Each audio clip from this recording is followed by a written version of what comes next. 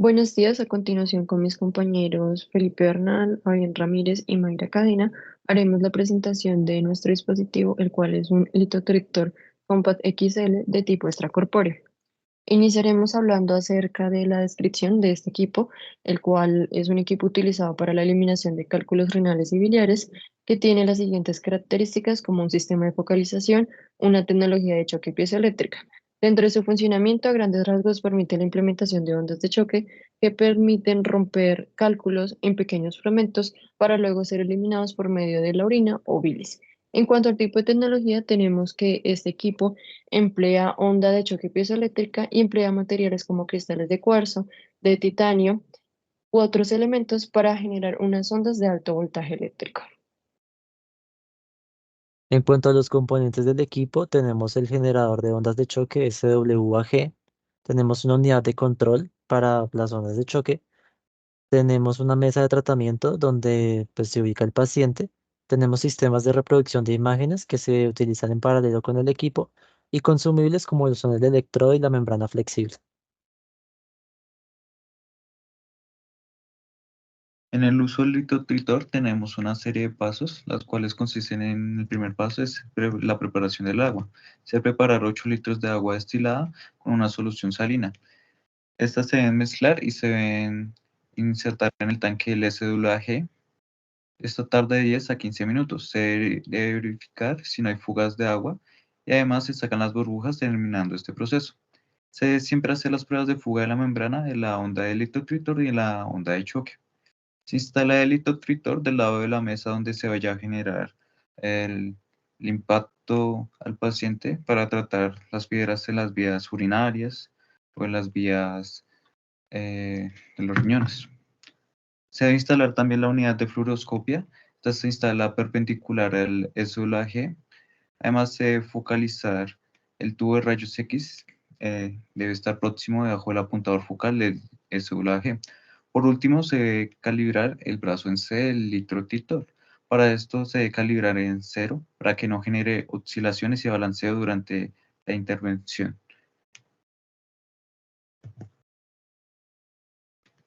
En cuanto a la explicación física, tenemos que las ondas de choque que se generan por medio del transductor piezoeléctrico se convierten gracias a la energía mecánica que puede convertirse en energía eléctrica o viceversa. Adicionalmente, al aplicarse este voltaje, el material sufre una deformación y esto es lo que permite generar la onda de choque.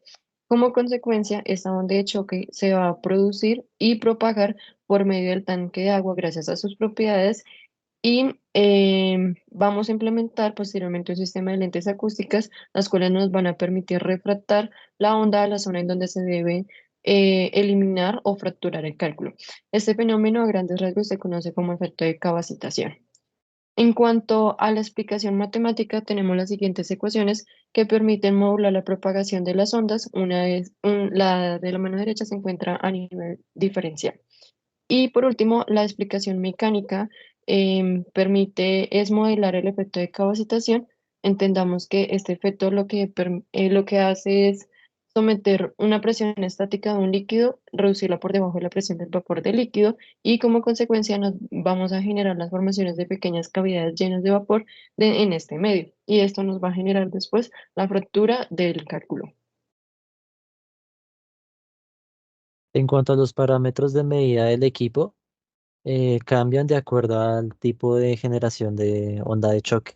Si es electromagnética, los parámetros son bajo una frecuencia de disparo de mínimo 120 pulsos por minuto, un área focal de entre 6 y 28 milímetros y una presión mínimo por encima de 8,5 megapascales y máxima entre 57 y 85 megapascales, con un rango de energía entre 4 a 100 milijoules. Para el caso de la generación electroconductiva, los valores cambian a una profundidad máxima de penetración de 165 milímetros y un rango de energía entre 0,9 y 153 milijoules. Dentro de los errores más comunes al usar el litotritor tenemos la falla encendido. Esto puede deberse a conexiones erróneas o a fusiles quemados. Para esto se realiza el cambio de los fusiles o se verifican las conexiones. También tenemos imagen borrosa del fluoroscopio o distorsionada. Esto puede deberse al movimiento del paciente. Para esto se realiza la alineación nuevamente del fluoroscopio y se asegura que el paciente esté inmóvil. Tenemos la falla en la generación de ondas de choque. Esto debe verse a niveles incorrectos de agua. Para esto se debe asegurar que el SWG esté lleno correctamente. Por último, tenemos desalineación frecuente del sistema. Movimiento accidental del equipo o tornillos desajustados. Para esto se coloca el equipo en un área estable y se verifica y se ajusta los tornillos. En el certificado de calibración podemos consignar los datos generales del equipo, los parámetros que pues, se calibraron, una comparación entre los valores antes y después del ajuste, los límites pues, del error que son permisibles y el cálculo de la incertidumbre para cada parámetro, entre otros aspectos.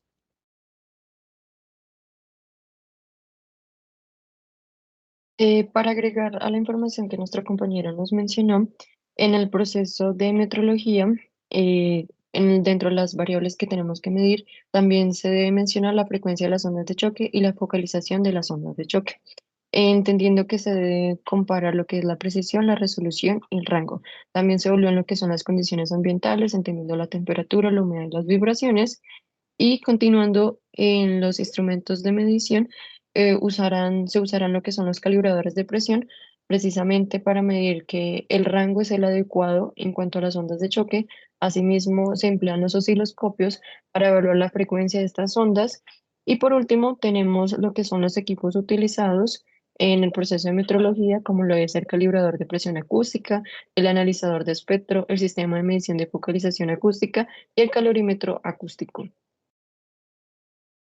Por último, en los aspectos normativos y legales, tenemos que el equipo debe contar con su registro en BIMA para así garantizar que cumple con los estándares de calidad y seguridad. Debe contar una hoja de vida en el cual esté la marca, modelo y serie del equipo, además el tipo de riesgo del equipo, que en este caso es de 2B. También el personal que utilice el equipo debe estar capacitado y habilitado para su uso. Debe cumplir con las normas de bioseguridad establecidas por el Ministerio de Salud y Protección. Además, debe tener un mantenimiento preventivo de manera semestral para garantizar su correcto funcionamiento y seguridad. Por último, tenemos la disposición de residuos. El interruptor debe estar dispuesto a cumplir con las normativas ambientales vigentes.